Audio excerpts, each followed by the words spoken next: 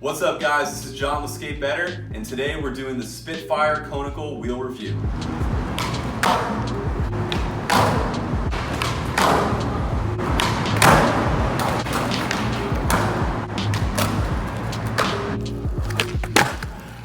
So I don't want this to be confused with the Spitfire Conical Fulls. This is the regular Spitfire Conical. If you want to see the Conical Full review, I'll have a link to that in the description of this video and you can check that out. But this is the regular Spitfire Conical Formula 4 wheel. So we're going to get into it in this video, exactly the pros and cons of this wheel. We'll talk a little bit about the differences between this wheel and the Conical Full, and then maybe like a basic classic shape. Oops. Okay, so I have the wheels here side-by-side comparison so you can get an idea before we get started of what they actually look like next to each other. So this is the Conical Full, this is the Conical Regular that I'm skating now, and this is a classic Spitfire. However, what I do want to note is these two are 52 millimeters and this one is 51, but it's only a millimeter and you should still be able to get a good idea comparison-wise. The other thing I want to mention is the Conical Full I've skated for a lot longer than either one of these wheels. So that wheel has actually gone down to about a 51 millimeter in size. However, for all intents and purposes, we're going to ignore that and just continue with this video. This is a little cheat sheet I made based on Spitfire Formula 4's website. So we have the width here, and then this is the riding surface. So just to kind of jog your memory as to what that means, the width is just the width of the wheel, so from here to here, and then the riding surface is the actual part of the wheel that touches the ground when you're riding. So you can kind of see where the riding surface is on this wheel by the dirt, actually, by how dirty it is. So before we kind of get into that and the other wheels comparison, here's how it maps up when we're talking about numbers. So the Conical Full, it comes in at a 32.5 width and then a 21 riding surface. Then we have the Conical Regular, which is a 31.5 width with a 19.5 riding surface. So a little bit less width, a little bit less riding surface to be expected.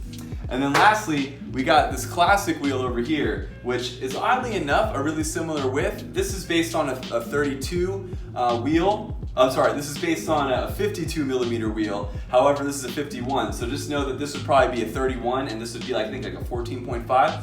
But the point on this is you can see the width doesn't really make that much of a difference, or really isn't that big of a factor. It's really the riding surface. And I feel like that is kind of what made a difference when I'm going to talk about the differences in these wheels. So if we compare the wheels here, this is the Conical Full and this is the regular Conical. I want to zoom in on this so you can see the difference in the riding surface. So if you look at the dirt width from here to here and the dirt width from here to here, you'll see this is the tiniest bit more narrow than this is. And that makes sense, right? And then when I go to this one and I compare this one side to side, the classic, you can see it has even less of a riding surface. So genuine visual comparison, this is how the wheels stack up. I'll show it to you from the front so you can kind of see this way. There's really not too much of a difference in these wheels, other than the fact that this one is a little bit more indented here, and I'll kind of talk about what that meant a little bit later. But they're pretty darn similar looking. You can definitely tell that the Full is the tiniest bit wider, and you can definitely tell that the Full riding surface is a little bit bigger. So there's not too much to talk about with wheels. There's basically a couple different things that matter. The first thing is basically slideability. So for people that do a lot of slides, power slides, I did find that the riding surface being a little bit less wide definitely made it easier to power slide. So in general, I would say at the skate park, I didn't really notice too much of a difference because it's such a slippery surface. But when I was skating on the basketball court or rougher surface, I definitely thought that I could power slide a little bit easier in this wheel. So that's number one. Number two, I'll talk about the stability and kind of the stickiness of this wheel. So when I compare it with the Conical, I would say it felt about as stable. There really wasn't a difference in stability. However, I do still think that this one, the Conical Full, felt stickier than this wheel.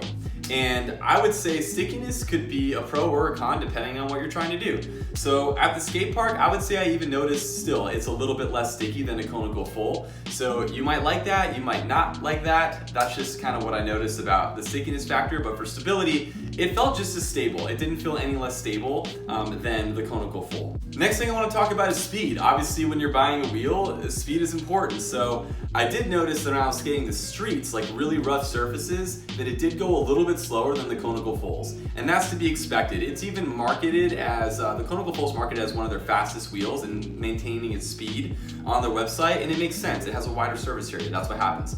So I did find that over crusty things, really rough surfaces, it didn't go quite as fast, but in the skate park I noticed, or smooth surfaces, absolutely no difference. Pretty much no difference in speed there. Just if you're taking it around rough surfaces or you do a lot of street skating, you might notice a small drop off in speed. Next thing I want to talk about is the weight of the wheel, which sometimes can make a difference.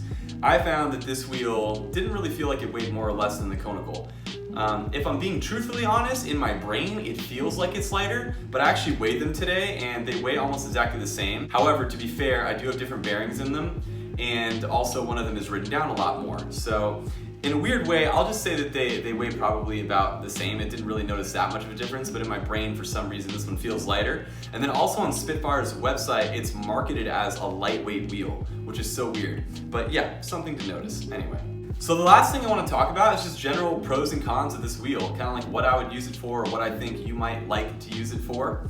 And then also just anything else I kind of noticed. So the only other thing I really noticed about this wheel when I compare it with the Fulls, and you might have to get in close to see this, but you can see the curvature of this goes up a lot more than the curvature of this here. So I do think that in essence, that's how they kind of like widen the wheel and extend the riding surface. And what I want to note is when this is on your wheel and you're looking down, it actually, the Conical Full, I find like it sticks out a little bit more. Like I could visually see it a little bit more sticking out, as opposed to the regular ones. The regular Conicals do not do that. So I actually don't like a wheel that's sticking out of the side of my board. It reminds me of like a longboard or something. So I really enjoyed that about this wheel. But other than that, there isn't too much to say. I guess I'll end with, I think that if you do a lot of vert skating and if you only skate in the streets or something like that, then you should probably go with the Conical Fulls, because you're gonna go faster over rough surface and they're gonna be stickier and give you more stability for transition. If you do a variety of skating, then I think you might really like the regular Conicals. I don't think you lose out on anything that you're gaining from the Fulls, and they give you a little bit more benefits in some of the areas, like being able to power slide and things like that. The last thing I want to say about this wheel is you might not notice too much of a difference in these wheels. And what I mean by that is, like, if you're a professional skateboarder, then yeah, you're probably gonna notice every little nuance. Just like take golf, for example. If you've never hit a golf club before and I give you 10 random clubs, you might not notice too much of a difference.